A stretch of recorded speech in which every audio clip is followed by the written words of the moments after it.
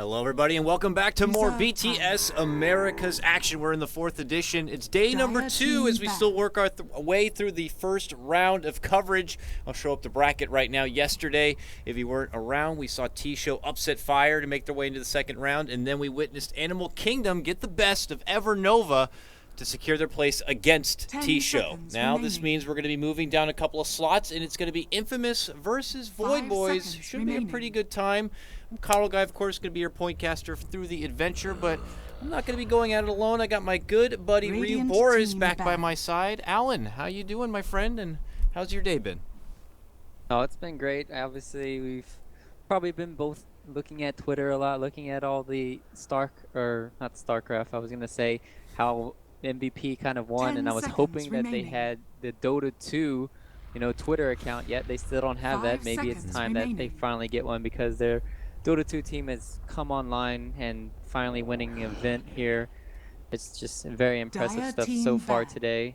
And StarCraft's dead. That's the other point you have to make. That's the other thing. But no, you're right. Huge props to MVP. They pulled off a tremendous victory. I mean, not even just winning. They took EG out 3-0, too. Oh, yeah. Radiant team pick. So, Enchantress. I would have never predicted a 3-0. It's kind of like the 3-0 that happened to them at the hands of eHome back at MDL. So that means that now MVP are going to bomb out in their next tournament. That's just how it works when you beat That's EG. how every top team works nowadays. It's just like, you win the major with OG, and then you just kind of bomb out. You win a good land right before another big event or a land like Alliance, and then you bomb out. So it's just the cycle keeps turning, and new teams are just going to the top. It needs to be that way. Otherwise, we're just going to see the same one team win all the time. We're back to like Dota roots of original Dota 1 when like China won everything or something like that. So let's get to the task at hand. Here, though, we don't have Tier 1. We might not even have Tier 2, Tier 3, 4. I don't know. We're going down the list somewhere. But these teams need to make a name for themselves, and this is where you start. You take out these cups, and these teams have been through the serious American circuit. They've been, some of these teams have had Voidboys have been playing in like BTS Americas and Summon Americas for like as long as I've been casting. Infamous, as we know, is an alias for Team Unknown at some point. Familiar names there, including Z-Talk and Greedy, and I want to say Hatsune is Kotaro Hayama, but I'm not positive on that, unfortunately. But they're looking to still kind of break out. It is possible, we've seen Team Unknown on the big stage in Frankfurt, but here they have to go back to the slums and battle their way back out once more. Okay, so Ryu, here's the actual draft, and my God, I don't know what the hell's happening for Infamous, but their first pick, or one of their first phase picks, is going to be an early grab on a Crystal Maiden, probably to counter the Enchantress, and then they get the Invoker. On the side of Voidboys, they use that first pick to get Enchantress, and then, lo and behold, somehow they still end up with an Earth Spirit when their second pick rolls through. Pretty crazy opener. I would say Enchantress and Earth Spirit are always in my top for getting it on my team, even in pubs or anywhere. It's just like amazing what they can do. And at this stage, I don't know why Infamous kind of gave this away. It's really, like, in getting an Invoker here, it's always nice to have that early on, but you're on the dire side. It's really hard to protect him at times, especially when you have these two roaming heroes now. Like, Enchantress can either be that solo offlaner, or she could potentially roam around, just like the Earth Spirit here, and put a lot of pressure on this mid lane, put a lot of pressure in the off lane here, so we could be seeing this Invoker feeding a lot. He has to be very careful nowadays. But as you're saying, CM does counter the Enchantress a bit here and what she wants to do with the creeps. Now, I've seen some crazy stuff, and that would be Enchantress plus Abaddon. I'm not saying that's going to happen, but that was a cute thing I've realized. You just, a Photic shield off the CM using the Frostbite, and then all of a sudden you have this shielded creep that's gonna just keep diving you on your tower, and you're just like dying top lane. So I'm not putting that past NA Dota to figure out something like that and actually do it, but this is something really nice from Infamous. Now they pick up a Darkseer. They need to put a lot of pressure on that bottom lane so that Voidboys just can't constantly roll over them with this Enchantress and Earth Spirit early game. Yeah, and it goes a couple of layers too. The nice thing is that we assume that Voidboys now with this 1-2 pickup. But this is the weird thing is Earth Spirit Enchantress, though, as you said, both top priority picks to get on your team. On the same team, though, it feels a bit awkward because then one of these is going to have to be probably shoved into a core position. I don't really see both of them kind of playing that same role. So more than likely a offlane Enchantress, though I have seen offlane Earth Spirit before. I play that one all the time. We've seen plenty of mid lane Earth Spirit. So I'm curious what Void Boys plan to do with it. And it isn't even just the normal Void Boys that I'm used to seeing. I'm talking about how I see them all the time, but obviously this roster like is Fly Shank. I mean, these are familiar names. I know Gatovas, but not on Void Boys. It's just like Mad even as well, but it's not like the Omega Poner. It's not the legendary Pat Soul. It is a bit of a different roster, so I'm not too familiar with how their picking behaviors are or what their best heroes are going to be. Yeah, there's no 747. It's going to be curious to see who takes up the mid. So we'll have, I believe Gatovas was a big mid player when I watched him play, so I would assume he's going to fill that void as well. I remember having a sick, nasty Invoker. We might be able to see it this series, but in this game, it looks like if he is going to be the mid lane, he will be taking up what looks like the Death Prophet here. So one to match up against the Invoker. Emphasizes, I guess, they're pushing a bit between her and the Enchantress already. You got to disable a little bit there with the Earth Spirit, and plenty of silence now between both the Earth Spirit and Prophet. 10 seconds remaining. Feels like a good solid start right now. We have to look to Infamous now to kind of consider getting some additional outspam or, Bounty Hunter is going to be the choice, and that means that they're wagering that the Enchantress is going to be possibly jungling, or nonetheless they want to take advantage of some early laning pressure and then some mid-game track gold. Yeah, they don't want to be outroamed by the Earth Spirit early on. It's looking like they want to make sure that their Invoker can stay alive in the mid lane. And when you have the Bounty Hunter plus the Earth Spirit kind of butting heads in the mid lane, it's kind of like whoever gets the initiation first. 10 seconds remaining. Not necessarily will always get the kill, because then you're going to have the other person counter initiation, and then like you have the Earth Spirit. If he has a dust handy, maybe the Bounty Hunter will go down, and then at the other side, you just get the Invoker cold snapping onto the Earth Spirit, and then Bounty Hunter can or the Earth Spirit can go down once he rolls in. So it's going to be very interesting. This kind of like dual lane mid, and yep. You just have to fear this. The Death Prophet Oracle can pop out anytime. Now, this is an amazing hero, this game. It does so much work. This is the best time to pick it up. One, it purges off the Ion Shell from Darkseer, purges off tracks, and the biggest thing, obviously, is just him keeping the Death Prophet alive with that ulti on. It's going to be very hard now for Void Boys to burst her down physically. Like, they can do it magically with the Invoker here, but at the same time, you still have that Fate's Edict online. It is, I mean, you pointed out exactly all of the great reasons why Oracle fits the bill so well, and it was one of those things like, I could see Infamous confidently picking up that Darkseer third pick as if they almost boasted as if like, they got Enchantress and Earth Spirit. The supports are covered. It's like, no, there's still wiggle room in there, and it's enough to grab up this Achilles heel of a pick against that Darkseer. This means that you can expect the Darkseer to have to go right into the jungle and try to make some farm over there, because in the lane you pretty much get nothing. It only takes like one Fortune's End. I mean, if you're newer, I mean, this is the thing, is like everyone says like, oh, Oracle's so good against Darkseer, but they don't really go into the nitty gritty on why it's so good. Typically you see the Darkseer and he starts things off and gets off the double Ion Shell, and they're usually side by side. Well, simply all you got to do as an Oracle is you pop off one Fortune's End. Hell, it doesn't even need to be on one of the Ion Shelled creeps. You just get it within that tiny little AoE, and they all get purged off. Next thing you know, he wasted all that mana. He's got nothing. You could purge off the frickin' Surge Runaway.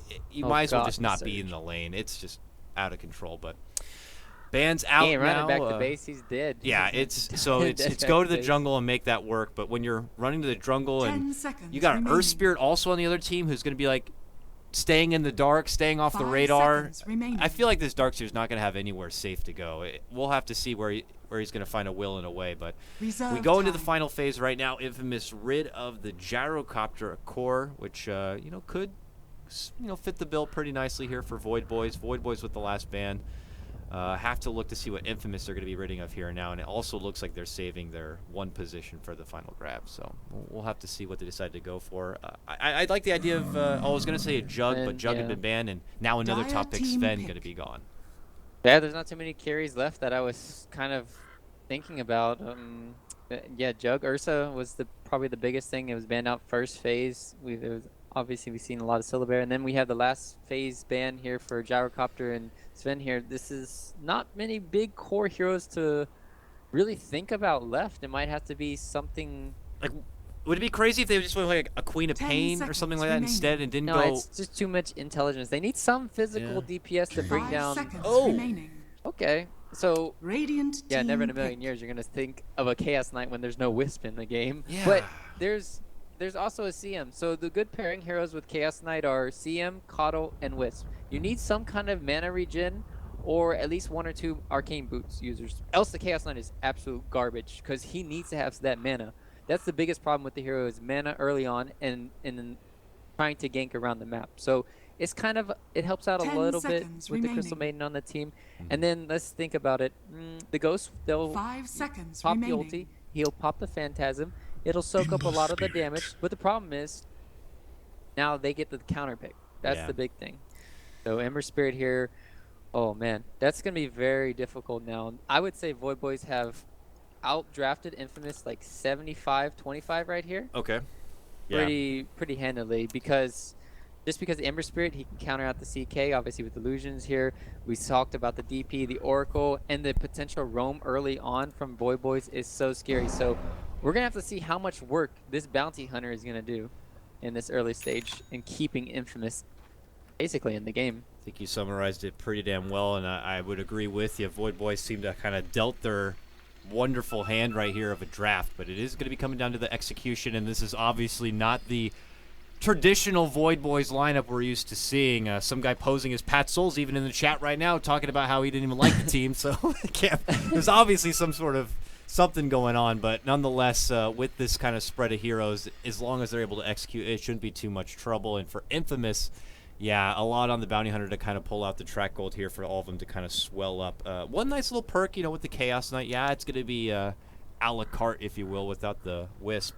He's got that nice new minus armor attack, which works nicely against the Roche. So they have Roche potential with him just being involved. Him, and you add on something like just a medallion, Alacrity, Bounty Hunter, plus Alacrity. Yeah, they can creep in and take a Roche out pretty damn fast. And there is some respectable map vision for Void Boys to kind of counter it a bit. Maybe you throw in a Enchantress Creep or something, but they'll have to make sure they keep tabs on that. But it looks like we are going to have a ball game here, folks. Let's begin. It's game number 1, our one and only series for today of day 2 action of BTS Americas 4, Void Boys versus Infamous. Let's do the dirty here, and it looks like we're not going to have any sort of early TP rotations. Darkseer is indeed going to start running his way, hustling down to this bottom lane. He doesn't even have a ward in hand. He's just running down there, I guess, to get some intel. But once he realizes he might be stuck in a lane against this Oracle, we will see him probably eject the hell out of there pretty damn fast. Or just die and learn the hard way. Yeah, or just the other way. Show everyone why it's a miserable time. Yeah, exactly. You just sometimes you just like being brutalized or something, or 30 seconds. Or you There's understand finishes how out there, I'm sure, even on the Dota side. So we'll have to see. The sad thing is, I like playing the heroes like Oracle and doing that. Like if I see a Darkseer, I'm like, yes, I'm gonna ruin his life. You're disgusting Oracle plus Earth Spirit picker. Yeah. And they got both of them. Yeah. Oh man. Yeah, they got the full. It's okay, I'm a disgusting Earth Spirit and Oracle picker too, so high five Dakota. Times are changing, and you gotta learn the new heroes. It's not my fault the Mighty Frog decides to put most of his love into the newer heroes, and really, I mean, gone with the days of one Stormbolt hammer and a crit passive, and that's it. And maybe your ulti adds some extra strength. It's all about passive hero. Yeah. Is that what you're saying? It's all about geometry and lining up, and if you land all your crazy spells, they're insta-dead. But this is what we're going to have to focus on. Look at this. This is the battle of the early aggressors here. The bounty hunters stalking out. Oh, that's a courier. That's a free courier. He just walks up and just beheads the little birdie. And Polly goes down. So that is a free courier insta-kill. Z-Talk picks that one up. It is a lot more pressure now on this Earth Spirit to kind of balance out this mid lane a bit by getting some pressure on Greedy. Yeah, that's basically the early boots up for the Invoker now. That's going to help him a lot, especially when he's diving. So this is looking very bad for the mid lane, and that's 4-0 already on the Invoker. So good from Greedy right now. Yep, still have the rotation. Sentry. Walks in, they see it there. The roll comes through, it will connect. But just the Orb of Venom strikes is going to be actually doing a pretty good amount of damage here. He's got the Crypt Swarm, one more auto attack. Can he get it off? No, he does not want to go for it there. The damage, you got to remember, is pretty damn low at level 175. So it's enough, though, to get the Bounty Hunter out of the lane, and they'll kind of have the wherewithal to know that they're going to be loose and a bit more free. But look at bottom lane. No surprise to see Darkseer is kind of working with the big camp instead, knowing that he's not going to be getting a whole lot in the lane itself. Oh, yep. Bottom lane, like you said, just have to go back into this jungle. Luckily enough, he doesn't get it blocked out by the Earth Spirit or anybody kind of testing that early on. And then meanwhile, in the off lane here for Mad, level 2, got 2 creeps already. Already snaring S forever. Sir forever? Yeah, I don't know. I'm just going to call him SR4. That seems the best way to... Chaos Knight's always a good one. The trusted fallback. And it does look like Bounty Hunter's made his business towards the top lane here. Never going to be an easy time going for the Enchantress once she starts putting some levels into that Untouchable. But as that happens, we do have to keep tapped to mid lane. We got Shanks here with an Invis rune, but back at top lane is where they've already made their move, and they got the big stun. He does get the net off, but they get the kill. First blood is going to be going to Z-Talk. He picks up a career kill and a first blood kill. Hot start now for Infamous. Can Void Boys get a response here in the mid lane? Patience from Shanks right now as he continues to stall out this Invis rune for the right opportunity. Gatova's going to try to slow him down. He pumps it out a couple of times, baiting in Greedy to come nice and deep, but now Gatovas has eaten so much damage that he can't really participate, and it looks like Shanks is not going to find the window of opportunity to make any sort of gank happen. Yeah, these boots early on is just so bad for Gatovas. Yeah, you have the Sentry Ward down, but is it enough? He has boots? Okay. Back on Sentry D Ward. Oh, free life now, though. Yummy. Soul Siphon right that up, and we'll head back to bottom lane now, where we have an Iron Talon Darkseer, and the second he tries to poke on over, believe it or not, it's Oracle right there to kind of force him backing away, and he'll have to go right back into the grind. But he's at 6-0. He's got his Talon and a Stout Shield. It's slow and steady. And you match that up to the 9-1 Enchantress. It's okay. Enchantress obviously already got first blooded here, and it looks like she's going for a phase boot build-up. Mid lane, we had a mist roll in so far away. He needs to be a little bit closer, and that hurts a lot for Shanks right now because, look, he just cleared all the trees, and that's basically where you're going to be initiating from most of the time. Luckily, it's going to be 4 minutes soon. It's going to be nighttime, so the vision for Invoker is going to be reduced, but they have vision eyes. They suddenly show themselves. Rocks a miss, rolls a miss, and Shanks is feeling a bit rusty or something, but off the mark, and now he eats a cold snap, and he is down. Void Boys might have put themselves into a better drafting position, but the execution is not there at the moment.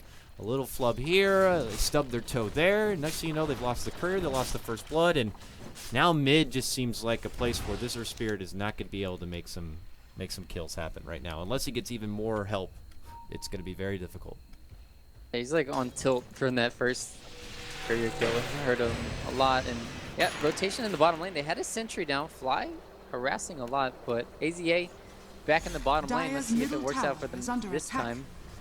Radiant's bottom tower already committing that Fortune's End right there, so could not cancel out this new Ion Shell, but has to be cautious a bit, knowing that this Bounty Hunter is somewhere lurking in the dark, but because he's hanging around, it creates that bit of space for Darkseer now to make his move in, and oh, nice little snipe there from Fly, using that Purifying Flames to get easy last hits on the creep, so they do not go over the Darkseer, though the DS will be able to share the XP, which is very nice for him. Uh-oh, Z-Talk walks into a Sentry Ward. They get off the Fortune's End. They got the burst. They got the kill. Ember's going to pick up that one, but now comes SR4, and him and the company help of AZA is going to be able to secure redemption as they take down the Ember Spirit, a bigger prize, and now with the Ion Shell, the mighty Chaos Knight moves on forward and secures another one. Roll on through it. It's a swing and a miss from Shanks.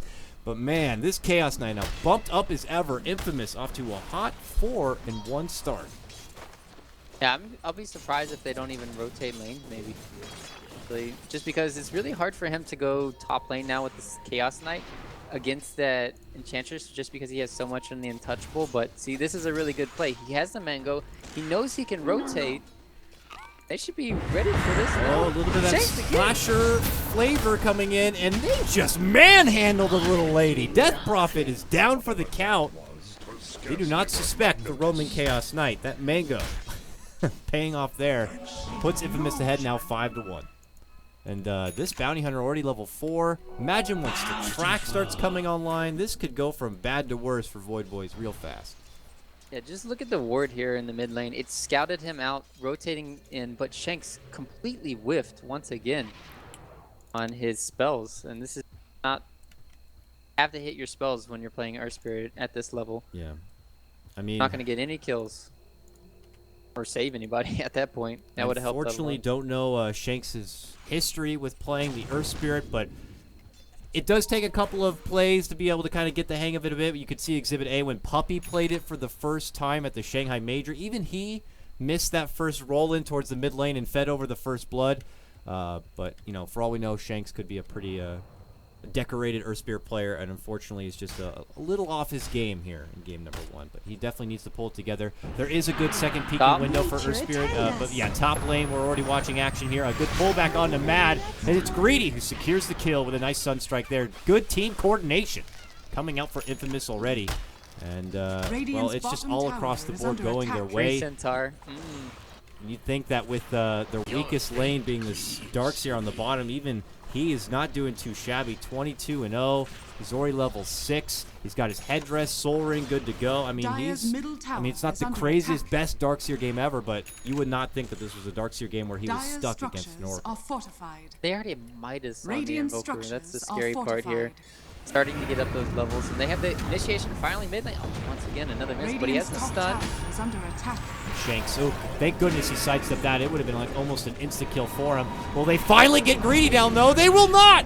They will not! A rotation in from Hatsune is going to be able to get off the Nova, and it leads to a double kill. Finally, the Invoker goes down, but it's going to cost even Fly his own life. A 3-for-1 trade. Void Boys desperate to continue to get themselves on the board, but they continue to handle so much over to Infamous right here. Ooh, Chaos Knight.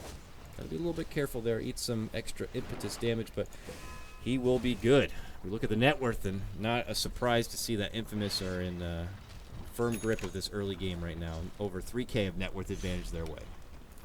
And the biggest thing, too, is just the EXP. I mean, looking at that, it's 2,000. I think that's the bigger point at this stage. When you're beating over those 3 kills in the mid lane, that's Bounty Hunter level 6 now and 1 more creep. And that's going to be, they're just going to be able to apply so much pressure. The one good thing about that dive, though, is Fly is level 6. So they have the play with the Oracle and the DP. He can keep a lot of people alive now.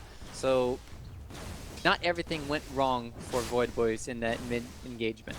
Yeah, it is nice. You get down that big net worth king, and you'll be able to get a big prize for it. So there is a light at the end of the tunnel at that one. But bottom lane, Mr. Sakula, he'll have to be a bit careful here on his Ember Spirit. Top lane, though. But top lane, yeah, that's where they get the burst damage. R4 is going to be going down. Fly's able to finish him off with that Purifying Flames.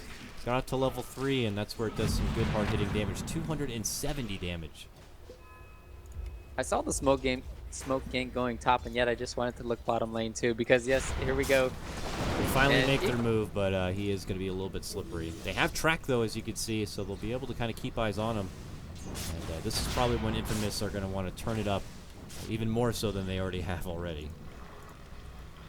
Really wants to get his bots before he goes back to base. Here in the bottom lane, he just went everywhere on the map, and that's why he's going for this really aggressive build. So it's going to help him a lot. Obviously rotating around the map, because just like these easy games, I mean, they just die so fast in the Damn. That range on the Rift is really something else. Level 4. The range is 700, but it always looks like it's a bit more forgiving than that. He just pulls the Death Prophet all the way into arm's reach of the rest of his team, and with an easy stun set up into a Sunstrike, there is not much you can do to survive. As we know, Death Prophet can be pretty damn frail at the start of the game. It will require a lot of time for her to build up and get at least, you know, some meat on the bones here, but this will lead into a tier 1 tower also for Infamous, and their heavy-handed lead is going to continue to grow.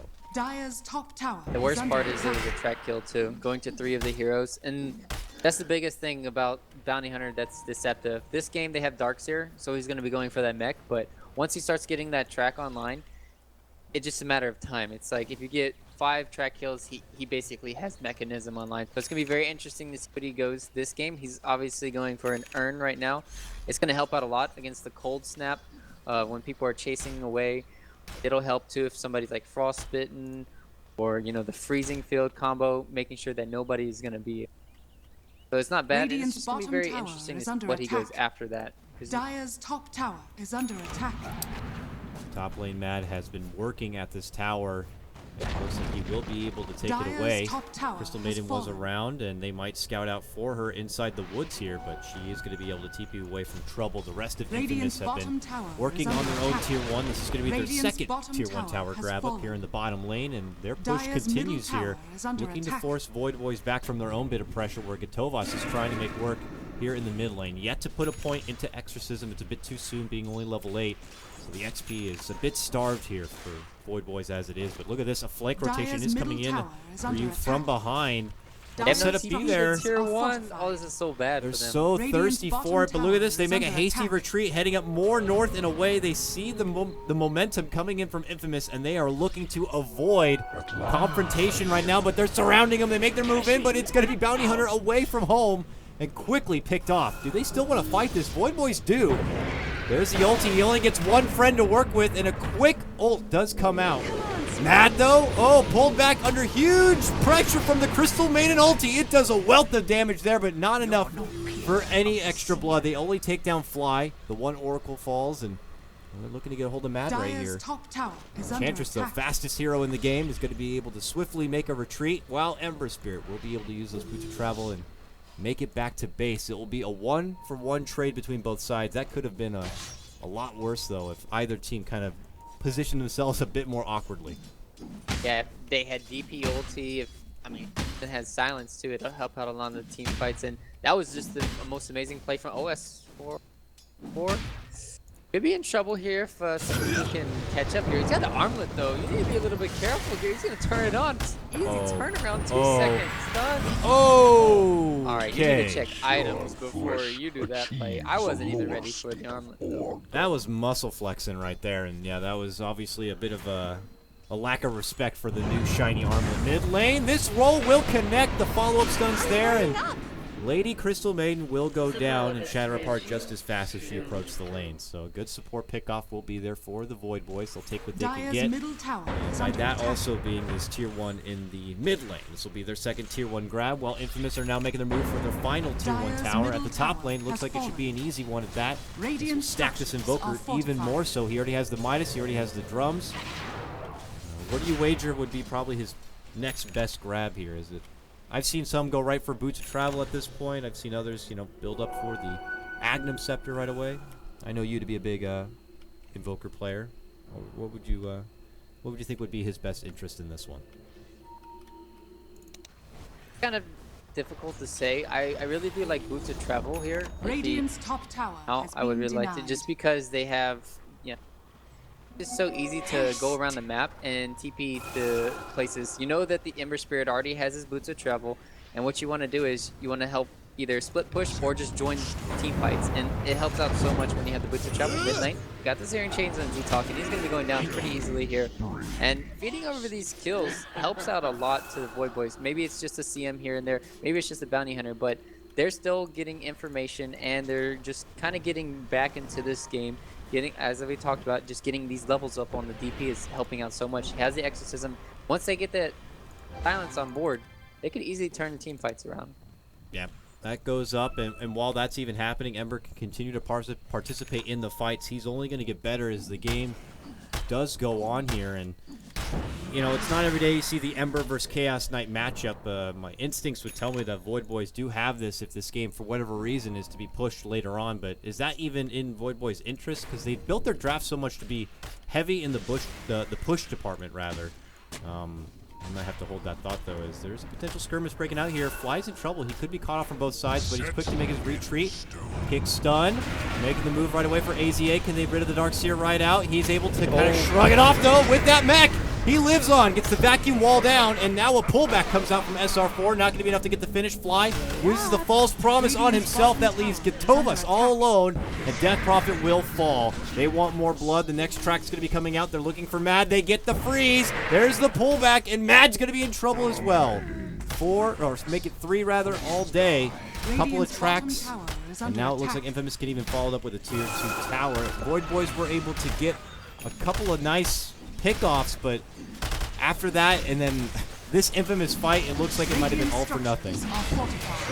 Yeah, that just turnaround dark tier wall was amazing. And they just don't have enough sustain in these team fights. VP doesn't pop ulti. They only go on one person. You only catch one thing with the boulder smash. That's not enough in this stage of the game. You have to find a way to either kill the Darkster before he casts his combo and his mechanism, and then you just go on the rest of this team. But yeah, they didn't even pop Exorcism, and they just were just running for their lives. And just because of that team fight loss, it's just so easy for them now to go for the objective for Roche. They already have all the tier 1 towers. It's very hard for Void to respond right now. Now we'll see Infamous be able to easily punch down this Roche. Crystal Maiden with it in this room was scouting it out, and now they could be taking a big fight. For some reason, Void think that they got this. Shanks wants to move in and finally put a Magnetize to use. He'll be able to get it off. I mean, hell, it looks like nearly a 5-man Magnetize, and it just shreds right through the team. Will they be able to get some finishes here? They get the Aegis down. They take down the Chaos Knight. The second life of Greedy is going to be able to pop back up. He goes into Ghost form, but they got the Dust for him. They got the Purifying Flames. They got the Burst. Just as fast as Infamous were able to take a good fight and take the Roche. Oh, look at that. A walk up into a wall. Vacuum, hello, how you doing? AZA with a double kill all of a sudden. Turns it right back over. Once again, a 180 happening here for Infamous. This fight almost ends up to what feels like near stalemate, but it's still very profitable right now for Infamous. KotLGuy, though. Soul Siphon here on the AZA. They're going to kite her from all fronts between the two of them. Oh, they don't want to let her go. They got the mech. The mech keeps them alive. The Crypt Swarm, the auto attack. That's going to be enough. KotLGuy, though, will not be able to take them both. Z-Talk, the one with the final laugh, will be able to walk away. He's got 1,500 gold and adds extra money to the purse of everyone else on his team. Goodness, that was just a lot of good plays all around. That 4-man silence onto everybody from, Shanks kind of made up for everything that went wrong for earlier on. It helped out so much. Clearing out that Aegis early on like this, it helps so much because they want to use that momentum to push down the tier 2 towers, and then once they do that, it's just going to be very easy sledding once it's next Roshan for them to go high ground. But because they took it away, had a really nice team fight there, they're looking okay for Void, but at the same time, yeah, they're just feeding track kills over, and that just hurts so much. Detox going to be going for that, Solar Crest here. It seemed like it fell out of fashion because it got nerfed a lot. But in this game, they don't have that many BKB heroes to really take it off. So it's going to be doing a lot of work in this game, and it'll help out a lot for dodging maybe the Flight of Fist early on, and that'll help out a lot. Obviously, the armor is up. Great for these high ground sieges for Infamous. It's so like when you see Void like approach that Roche pit, you're kind of like, what are you thinking? They just got it, they got the Aegis, but when you're playing like an Earth Spirit and it's like that they're going to be in that choke point, it's too good to be true. And I think that maybe they recognize he's like, I got it magnetized, I've yet to use it, I have plenty of stones. This might be our best chance. They win in for it, but unless you're able to make huge work out of it without losing too much track gold over to the other side, it does make it pretty damn scary. Now Infamous pushing in from the northern side. They're going to be going for their tier 2 tower right now. Again, Shanks make a move in. He leads off with the kick stun. The roll vacuum back cancels him from moving on in, and that's going to be the Magnetize out.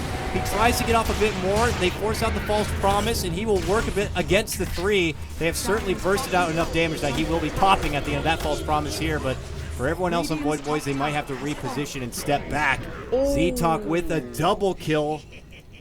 And it makes it a 2-4-0 trade. Infamous not done. They're looking to go into high ground. They get the pullback from Mad with a big rift. The stun, the Nova, still not enough. Finally, they get it with the help of a vacuum pullback. And they're not done yet. They even might get the Ember Spirit down. That makes it 4. Ember has no buyback, out for 40 seconds. This could be as quick as GG, but nonetheless, Infamous are going to do their first significant base damage here and now. Dives. That's the one good thing is they're so low level that they just come back Radiant's easy. top barracks 2-0 are under swing attack. here.